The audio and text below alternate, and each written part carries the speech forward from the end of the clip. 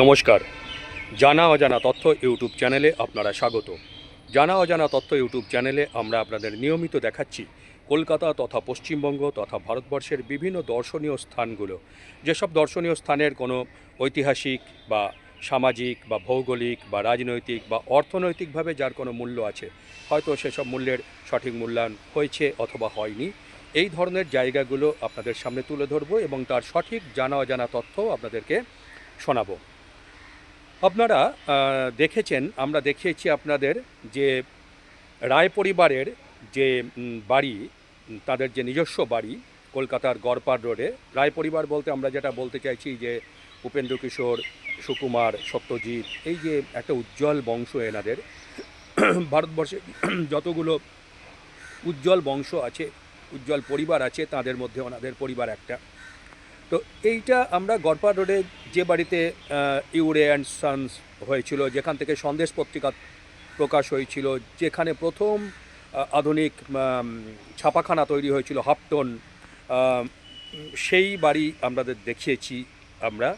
এবারে আপনাদেরকে দেখাবো, আজ নিয়ে যাব সত্যজিৎ রায়ের বিশপ লেফ্রয় রোডের বাড়ি, যে বাড়িতে বসে তিনি বহু কাজ করেছেন, বহু গল্প উপন্যাস রচনা করেছেন, বহু ছবি এঁকেছেন, চলচ্চিত্রের চিত্রনাট্য লিখেছেন, ছবি পরিচালনা করার কথা। সেখান থেকেই তার মানে যেসব ছবিগুলো এখানে আসার পরে যেসব ছবি করেছেন, এখান থেকেই এই বাড়িতে বসেই তারা আলোচনা করেছেন, মিটিং করেছেন দীর্ঘদিন।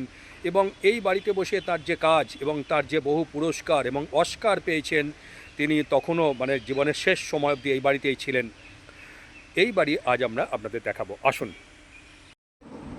বিশ্ববন্দিত চিত্র পরিচালক সত্যজিৎ রায় নামেই যাঁর পরিচয়। সত্যজিৎ রায়ের পরিচয় আর নতুন করে বিশ্বের কোনো মানুষকেই বলবার কিছু নেই। বিশেষ করে যাঁরা চলচ্চিত্রপ্রেমী মানুষ, তাদের কাছে সত্যজিৎ রায় নামটিই যথেষ্ট। উপেন্দ্র কিশোর রায়চৌধুরীর পৌত্র এবং সুকুমার রায়ের পুত্র সত্যজিৎ রায় বহুমুখী প্রতিভার অধিকারী। তিনি ছবি আঁকার দিক থেকেও শ্রেষ্ঠত্বের স্বর্ণশিখর লাভ করেছেন। তিনি সাহিত্যের দিক থেকেও সেই একইভাবে শ্রেষ্ঠত্বের স্বর্ণশিখরে পৌঁছেছেন। তিনি সঙ্গীতের ক্ষেত্রে, অর্থাৎ গান লেখা এবং সুরারোপ করা, সেক্ষেত্রেও তিনি কিন্তু অসাধারণত্বের পরিচয় দিয়েছেন। তাছাড়াও তার অন্যান্য লেখা, চিত্রনাট্য, খেরোর খাতা, তার সব কিছু মিলিয়ে তথ্যচিত্র নির্মাণ থেকে শুরু করে চলচ্চিত্র নির্মাণ, সর্বক্ষেত্রেই তিনি কিন্তু এক অসাধারণ ব্যক্তিত্ব হয়ে উঠেছেন। সত্যজিৎ রায়ের সম্পর্কে কোনো কিছু বললেই সেটা যথেষ্ট হবে না। আসলে সত্যজিৎ রায়ের নামটিকে যদি আমরা বলি তিনি নিজেই একটি প্রতিষ্ঠান, তাও কিন্তু কম বলা হয়। সেই সত্যজিৎ রায়, যিনি এই জীবনের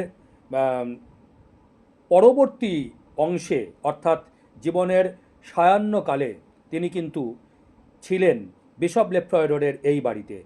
তার আগে তিনি যেমন গড়পাড় রোডের বাড়িতে ছিলেন, সেখান থেকে দক্ষিণ কলকাতার কয়েকটি বাড়ি হয়ে তারপরে তিনি এই বিশপ লেফ্রয় রোডের বাড়িতে আসেন এবং এই বাড়িতে তাঁর সৃজনশীলতার বহু বহু বহু নিদর্শন তিনি রেখে গেছেন। সেই বাড়ি বিশপ লেফ্রয় রোডের সেই পীঠস্থান।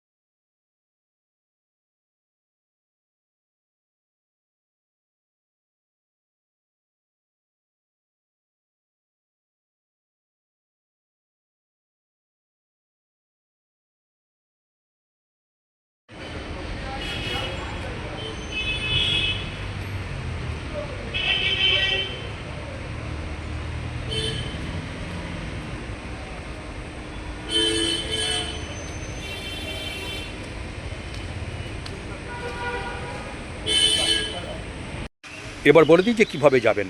আপনারা যদি মেট্রো থেকে মেট্রোয় যদি যান, যে কোনো মেট্রো স্টেশনে আপনারা মেট্রোতে উঠে আপনারা রবীন্দ্র সদন মেট্রো স্টেশনে নামবেন। রবীন্দ্র সদন মেট্রো স্টেশনে নেমে আপনারা যাকে জিজ্ঞেস করবেন বিশপ লেফ্রয় রোড, তিনিই বলে দেবেন। আর বিশপ লেফ্রয় রোডে ঢোকা মানেই এই মহাপ্রতিভার বাসগৃহ আপনারা সন্ধান পেয়ে যাবেন। দেখলেন, আজ আমরা আপনাদের দেখালাম বিশ্ব বরেণ্য পরিচালক সত্যজিৎ রায়ের বিশপ লেফ্রয় রোডের বাসভবন। এরকমই আগামী সপ্তাহে আরও এক নতুন জায়গায় আপনাদেরকে নিয়ে যাব। ততক্ষণ আপনারা আমাদের সাথে থাকুন, পাশে থাকুন, ভালো থাকুন। ধন্যবাদ।